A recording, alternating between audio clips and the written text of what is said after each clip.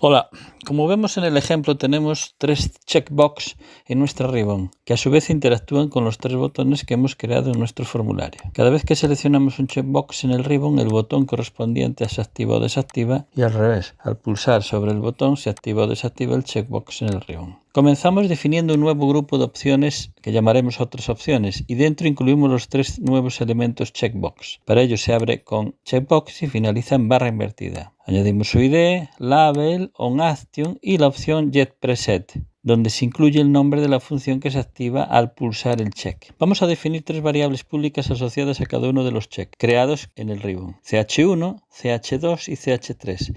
Estas variables deben almacenar el valor true o false según el checkbox esté pulsado o no en cada opción.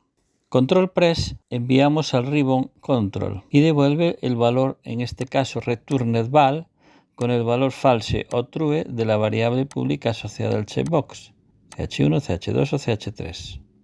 Cada vez que pulsamos sobre un check en el ribbon, se lanza la función control ch, que envía el valor marcado true o false a cada uno de los botones bt1, bt2 o bt3 del formulario. Así se sincroniza el check del ribbon con el botón del formulario. Ahora vamos a realizar la actualización al revés. Al pulsar el botón del formulario se actualiza el botón del ribbon. Definimos la función pulsarBt y la asociamos a los tres botones del evento al hacer clic. La función captura el nombre del botón pulsado y su valor true o false, que almacena en las variables públicas definidas para cada checkbox. Así, una vez capturado, usamos invalidateControl para actualizar el valor en la ribbon de cada uno de los botones. Recordamos que cinta de opciones es una variable pública definida en el módulo como tipo ribbon UI y que esta variable se carga con el nombre del ribbon. Como vemos, al cargar el ribbon se le indica que cargue el procedimiento activar R.